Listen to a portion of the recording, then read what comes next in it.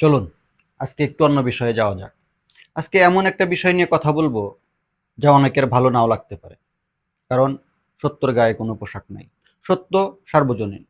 সত্য নিজের গতিতে চলে। আমাদের বাংলাদেশে 92% মুসলিম, ইসলাম ধর্মের অনুসারী। আমাদের দেশে বেশিরভাগ মায়েদের ইচ্ছা তার একটা ছেলেকে মাদ্রাসায় পড়ানো। কেন মাদ্রাসায় পড়াবে? কারণ মা চায় তার একটা ছেলে আলেম হোক, ধর্মীয় শিক্ষায় শিক্ষিত হোক। মায়ের চাওয়াটা অত্যন্ত সুন্দর।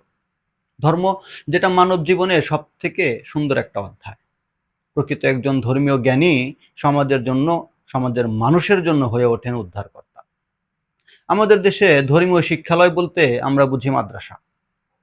আমরা মনে করি ভালো মানুষ হইতে হলে হাফেজ হইতে হবে বা মাওলানা হইতে হবে। তাই ছোট থাকতেই ছেলেকে মাদ্রাসায় দিই। বাড়ি থেকে দূরে, গ্রাম থেকে অন্য এলাকায় বা নিজ জেলা থেকে অন্য জেলায়। ছোট ছেলেকে মাদ্রাসায় রেখে মায়ের চোখে ঘুম নাই, মায়ের চিন্তার কোনো শেষ নাই। তবুও মায়ের মনে একটা প্রশান্তি থাকে। কারণ ছেলে ধর্মীয় শিক্ষায় শিক্ষিত হবে, মানুষের মতো মানুষ হবে। মা আল্লাহকে বলতে পারবে, আমার একটা ছেলেকে কোরআনের হাফেজ বানিয়েছি, একজন বড় মাওলানা বানিয়েছি। মা তো মায়ের মতোই চিন্তা করবে, তাই না? মায়ের সকল চিন্তা সেখানেই শেষ হয় যখন মা ছেলেকে বলে, তুমি যেখানে আছো, তুমি যাদের কাছ থেকে শিক্ষা নিচ্ছ, তারা হচ্ছে মানুষ গড়ার কারিগর। তারা যা বলে বাবা তুমি মন দিয়ে শুনবে এবং তা অক্ষরে অক্ষরে পালন করবে। ছেলেও তাই করে। কিন্তু আমি যখন রাস্তায় বের হলে দেখি সেই ধর্মীয় শিক্ষালয়ের শিক্ষক কচিকাঁচা কোমলমতি বাচ্চাদের হাতে একটা ব্যাগ দিয়ে ধরিয়ে দিয়ে রাস্তায় নামিয়ে দিয়েছে, তাদের দিয়ে বলাচ্ছে আমাদের মাদ্রাসার জন্য কিছু দান করুন। বাচ্চাদের হাতে কিছু রিসিপ্ট ধরিয়ে দিয়ে তাদেরকে দিয়ে বলাচ্ছে আমাদের মাদ্রাসার জলসার জন্য কিছু দান করুন। তাদেরকে রাস্তায় নামিয়ে কালেকশনের নামে ভিক্ষাবৃত্তি শিখাচ্ছে। তখন মনে হয় এ কেমন শিক্ষা, এটা কোন ধর্মের শিক্ষানীতি? আচ্ছা মুহতামিম সাহেব, বলুন তো, আপনি যদি নিজ উদ্যোগে মাদ্রাসার খরচ বা পরিচালনা নাই করতে পারেন, আপনি মাদ্রাসা দিয়েছেন কেন? আপনি কোন দলিলের ভিত্তিতে এই ছোট ছোট বাচ্চাদেরকে রাস্তায় ভিক্ষাবৃত্তি করাচ্ছেন? মুহতামিম সাহেব, আপনার নিজের ছেলেকে কয়দিন সেই ছেলেদের সাথে আপনি পাঠিয়েছিলেন কালেকশনের জন্য? নাকি এটা জাস্ট আপনার ভালো থাকার একটা ফন্দি? পৃথিবীর মধ্যে এমন কি কোনো শিক্ষালয় আছে যে শিক্ষালয় ছোট ছোট বাচ্চাদের হাতে ভিক্ষার ব্যাগ ধরিয়ে দেয় বা ভিক্ষার ব্যাগ ধরিয়ে দিয়েছে?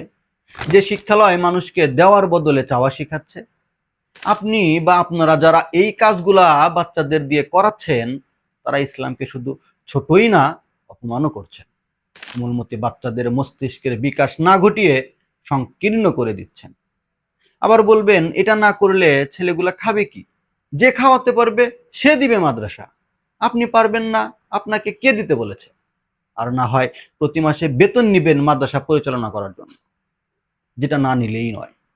রাস্তায় নামালেন কেন বাচ্চাগুলোকে? আমি তো আমার ছেলেকে অসহায়কে দেওয়া ব্যতীত চাওয়া শিখাবো না। আপনি কেন শিখাচ্ছেন ধর্মের নাম করে? আপনার বা আপনাদের দেয়া শিক্ষায় শিক্ষিত হয়ে ছেলেটা সমাজের উদ্ধারকর্তা না হয়ে যদি অর্থলোভী বা ধর্ম ব্যবসায়ী হয়, তখন তার দায়ভার কে নিবে? আপনি নাকি আপনার প্রতিষ্ঠান? অনেক দিন তো হলো, এবার না হয় বাচ্চাগুলোকে একটু রেহাই দিন। তাই আপনাকে বলছি, সচেতন থাকুন আর ছেলেকে সুশিক্ষায় শিক্ষিত করুন। আর সুশিক্ষা কাগজে নয়, আদর্শে থাকে। ভালো থাকবেন, সুস্থ থাকবেন, খুব সচেতন থাকবেন। আপনার ছেলে যেন আরেকজনের ব্যবসার ইনভেস্ট না হয়, সেদিকে খেয়াল রাখবেন। ধন্যবাদ।